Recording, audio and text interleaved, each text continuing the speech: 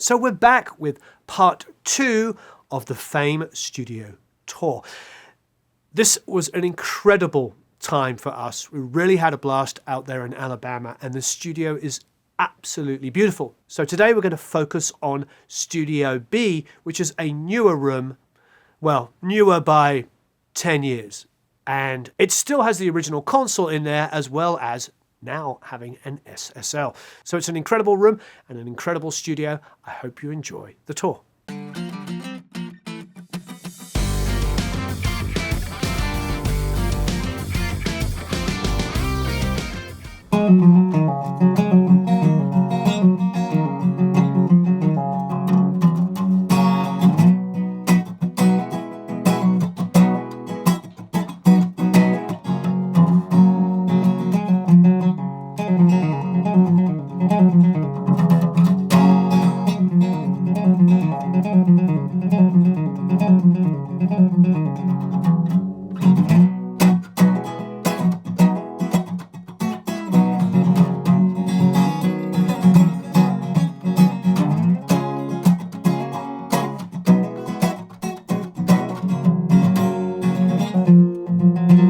Beautiful room. It's a very different sounding room. You can hear an audible kind of audible kind of slap in here. Yeah, it's a great drum room. But this room was added in '67. We were getting so much business, my dad decided that he needed another room. And he'd also just missed out on When a Man Loves a Woman, so I think he thought, I need another room. Oh, because he was too busy to... Yeah, exactly. So he built this room in '67, and it was, he basically built it for demos and for, bands to come in here and set up for weeks. And the first band that came in here was the Allman Brothers. They were the first. It was before they were the Allman Brothers. It was Hourglass. But they were the first ones to run signal through the console. And if you see this picture up here, which oddly enough, it's amazing to me because it's like these guys were nobody and somebody took a picture of them the first time they're getting ready to jam. You see J-Mo sitting there getting his records out to decide what they're going to play. Oh, everything original? Yes, completely original. Completely original. More original than than the other room. I mean, this is exactly how it was in the beginning. And other than the booths were added about the same time the booths were added over there. Originally, there was one booth here, and it was torn down, and these were built. But yeah, this is Little Richard recorded in here. The Allman Brothers, Drive-By Truckers did a record here recently. So in 2018, Glenn Rosenstein and I decided that this control room needed to be redone. It was always kind of a B room. It was a B room. Right. We'd pass equipment down from Studio A to here when we got new stuff in A. So we decided that this needed some love. So we bought an SSL 6000, put it in. Amazingly, we got it in the room. It was tight. Yeah, I can imagine. To say the least. But yeah, we totally redid it, bought a bunch of outboard gear, and it's an amazing room now. The studio side was always amazing. It was a great sounding room, but we had, lesser equipment over here. So we decided to up that game, and it's been great. Now I see there is a console in the control room that's dedicated to your dad. And Yeah, that was the original console built for this room. It was the first console in here, and it was in the Alabama Music Hall of Fame for about 30 years. And we decided it needed to be used, so we got it back, and we'd loaned it to them, and got it back, and we rebuilt it, and it's amazing. It's like, why did they stop using this again? So you've done a plugin with IK where they basically came in here and modeled all of the rooms. Correct. So did you use the room miking, presumably, that you would if you're recording in here, so you can... We went back and we used miking, miking situations like they were in the 60s, and then like they did, and as time progresses, they changed a little bit. So we did all the eras. Amazing. In the rooms, and so it's dead on. It's pretty amazing sounding. I can believe it because I use their Sunset Sound one, and we took a session that I recorded at Sunset Sound, soloed the room mics, then we took the drums and fed it back through the plugin, and you couldn't tell which one was the plugin, which one was the room. We could do some of that here. That'd be amazing. Yeah, it'd be fun. Harpsichord. I actually saw this earlier. It's like a new pit. I actually don't know anything about this. I don't either. It's amazing. Well, how long you had it? Since, see, I think the date's on there. 70. Yeah, my dad heard a harpsichord on a Barry White record, and he's like, I gotta have one of those. So he went and It's got a price there of $4,100. $4,000 for it, 1973. That's how much you paid for it in 1973? Yeah. Jesus, Mary and Joseph. That was like 2 houses back then. Yeah, it was a lot of money. That's a lot of money in 73. But yeah, it's a cool instrument. You can't really get that sound from much anything else. It plucks the strings, you know. Instead of hits the strings, it plucks them. That's so cool. Where's it made? Oh, it's made in Germany. It's Bamberg and Nuremberg. So it's Bavaria. Yeah, we'd been to Bamberg. My wife and I went there a couple of years ago. It's beautiful old. It was the capital of the Holy Roman Empire in Europe. So it's this really ornate, beautiful Bavarian city. Yeah, it's got some history. Yeah. There you go. Next time somebody asks you about it, you can say it was made in the capital of the Holy Roman Empire, in Bamberg, in Bavaria. Yeah, this is gorgeous. Yes, I've actually never played a real harpsichord before, so this is pretty amazing. Yeah, you don't see many of them. No, I've never seen one outside of a museum. We're definitely going to get some of these. I love this. Yeah. Welcome to the city of Muscle Shoals, hit recording capital of the world. All right, this, what's the piano in here? This is one of the original ones you said. Right, this piano was in Studio A, well, not originally, it's not the original, but it was the second piano. Yeah, it was moved over here in about 79, 80. But Little Richard played it. Oh, really? Maybe I should have played something in tune. Little Richard played it.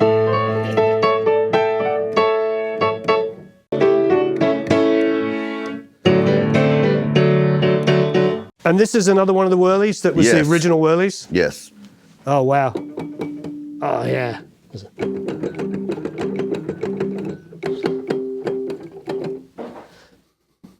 I like this. For recording only, practice at home.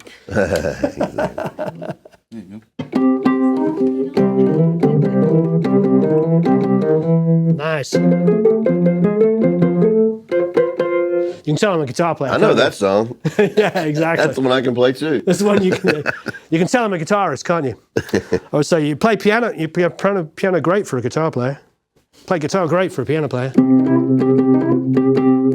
Yeah, this is great.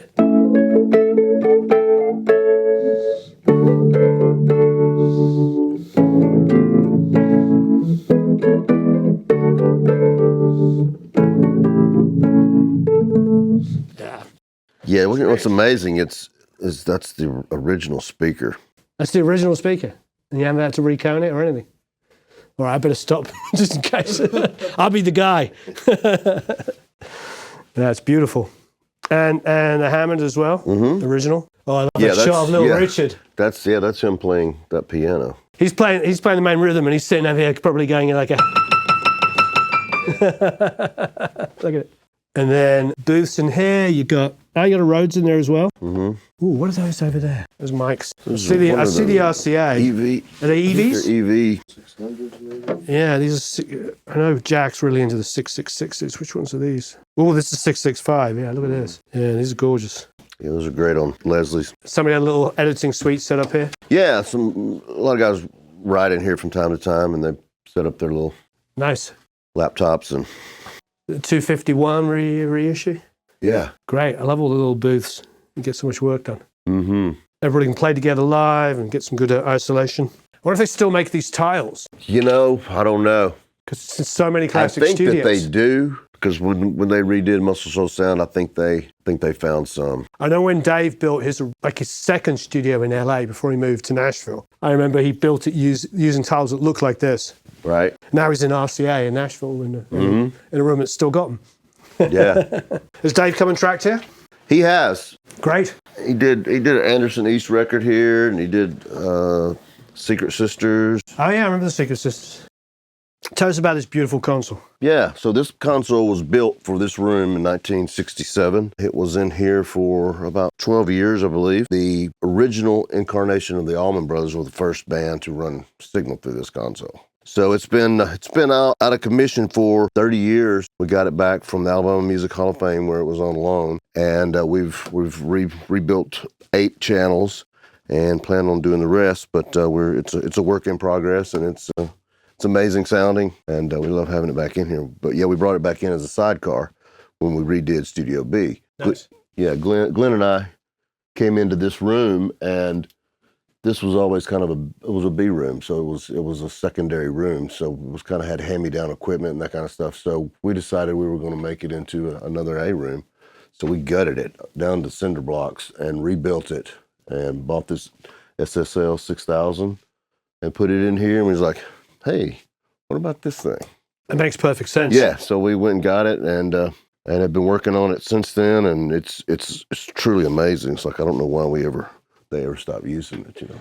In the sort of 80s and 90s, everybody got into the idea of, tons of auxiliary sends and stuff. I didn't realize, a lot of the magic's just in the mic pre's and the EQs. Exactly. Especially now with Pro Tools, all the routing can be done inside. So these are UA EQs. Yep.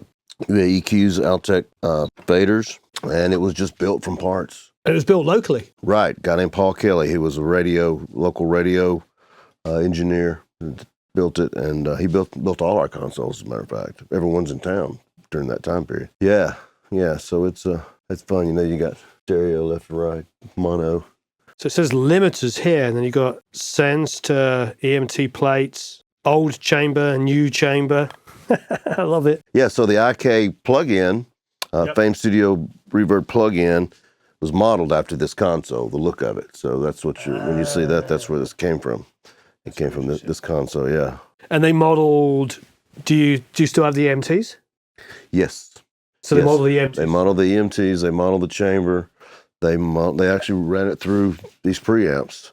So yeah, you're getting all of it. You're getting everything we got, pretty much. I can't help noticing the Pickett Masters there. So this was our tape vault, and when we refurbished Studio B a couple years ago, we're no longer using tape.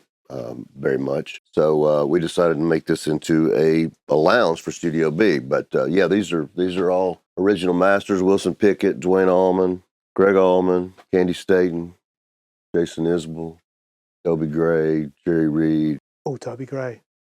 What Toby Gray was done here? Toby Gray did 2 albums here. It was that was probably about late 70s. Yeah, so everything from Aretha to Billy Ocean to Travis Womack to Mac Davis. Billy Ocean came here and recorded. Yeah, he did before he really hit in America. He'd already done well overseas, and he came and did some sides here, and then he hit really big with Caribbean Queen and all that kind of stuff. You can sit and just read the back of tape boxes. After we talked the other day, I went back and listened to a whole bunch of Clarence Carter. Yeah. There's a whole. Yeah. He was on Fame Records. Yeah.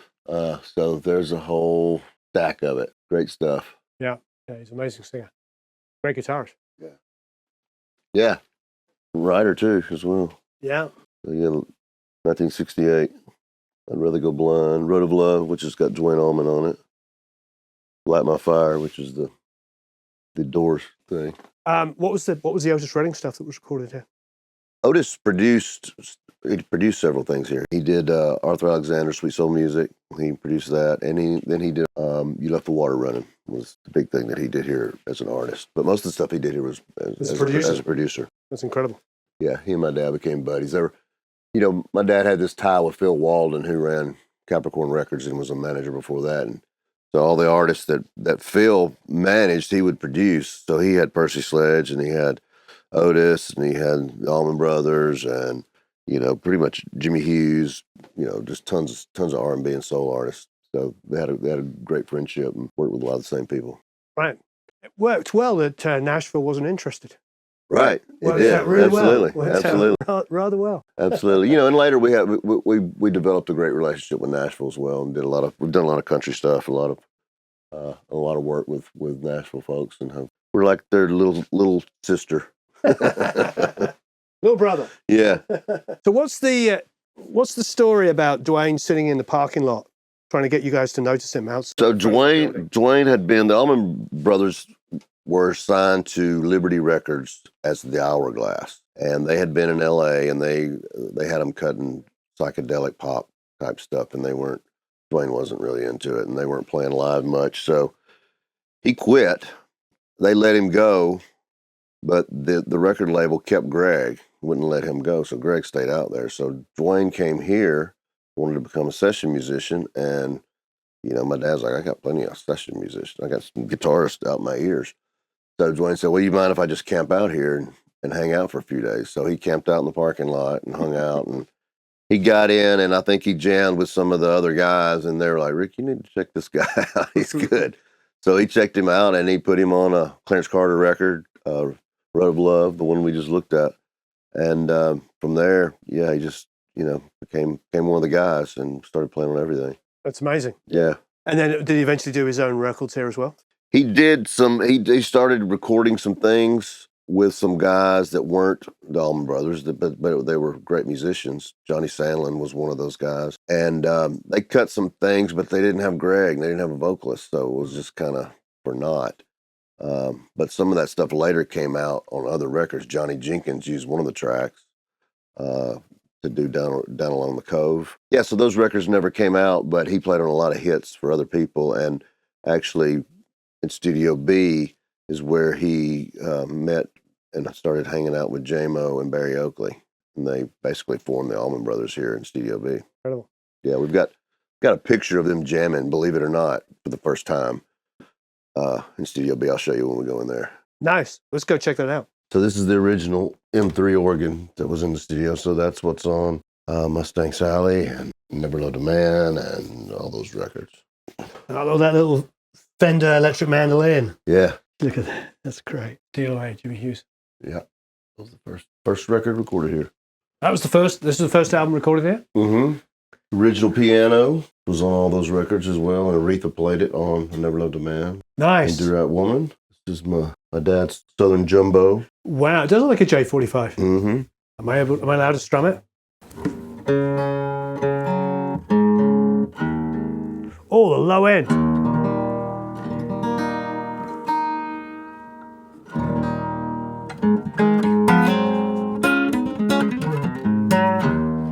Oh, the low end's insane. Can you hear that through a little mic?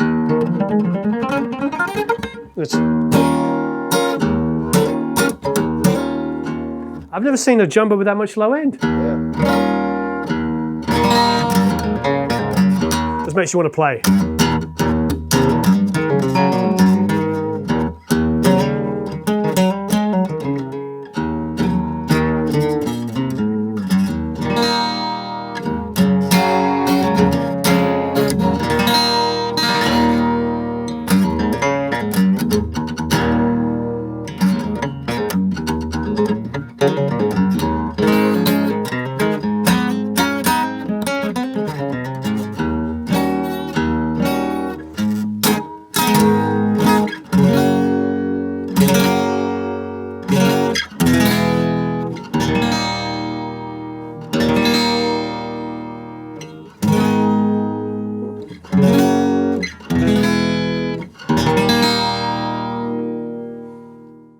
Yeah. Absolutely beautiful.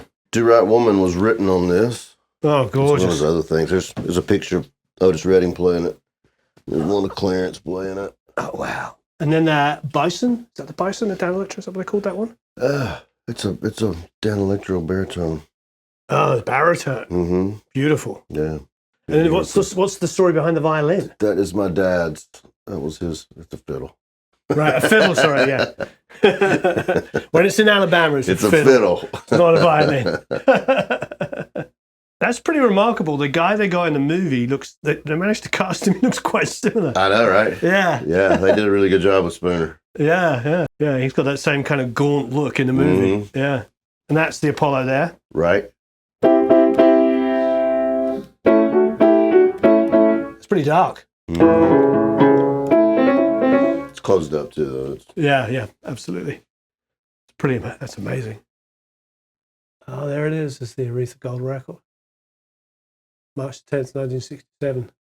And these are different things from the state, different awards for the studio. Yeah.